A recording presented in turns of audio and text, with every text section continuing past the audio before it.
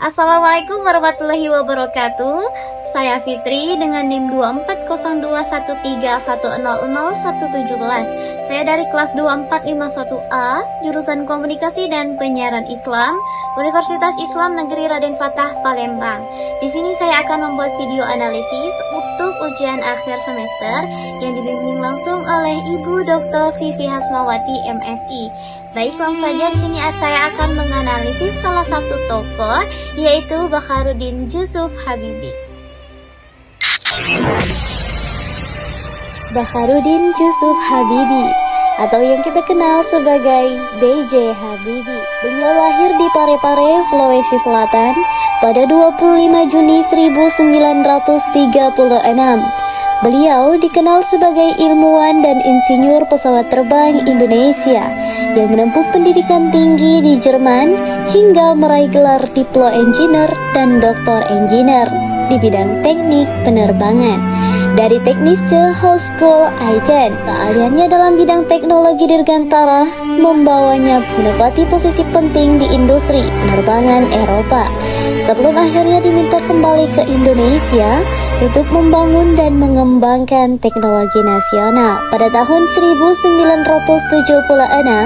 B.J. Habibie diangkat sebagai Direktur Utama IPTN, Industri Pesawat Terbang Nusantara.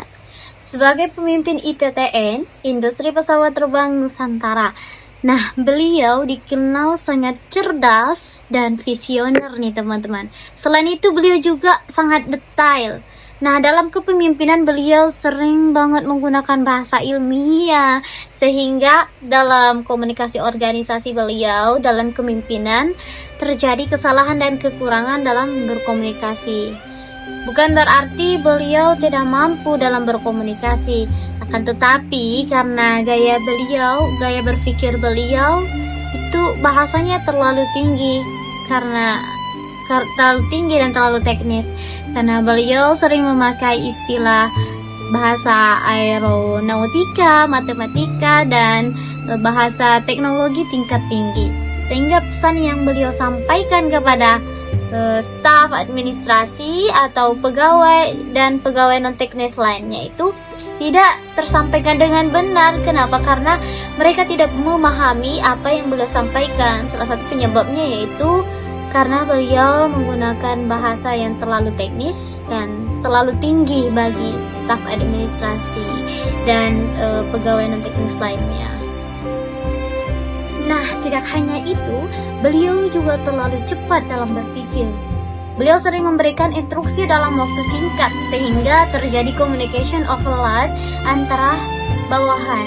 Nah, jadi bawahan itu tuh kadang juga bingung bagaimana cara menentukan prioritas dan kadang salah memahami maksud sebenarnya. Kemudian gaya komunikasi beliau yang cenderung top down.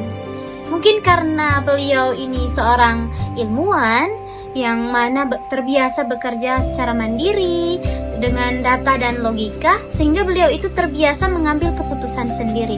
Nah, dalam organisasi besar begini nih, hal ini membuat bawahan itu kurang berani memberikan masukan, sehingga terjadi miscommunication antara pemimpin dan pelaksana.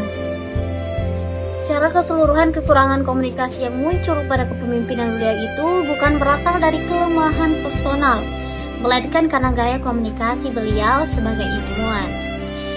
Jadi, komunikasi organisasi itu membutuhkan bahasa yang sederhana, penyampaian yang terstruktur, dan adanya ruang diskusi serta koordinasi dengan berbagai pihak. 95 mengenang 50 tahun Indonesia merdeka, kita membuktikan kepada diri kita sendiri bahwa kita sama seperti orang Jerman dan yang lain, bisa juga membuat pesawat terbang komersial. Saya membuat industri strategis itu bukan ide saya, ide bangsa Indonesia yang dicetuskan oleh Bung Karno. Saya itu diindoktrinasi. Waktu pesawat terbang itu terbang, saya plong karena indoktrinasi yang saya yakin saya harus laksanakan itu telah saya berikan kepada mereka. Wassalamualaikum warahmatullahi wabarakatuh.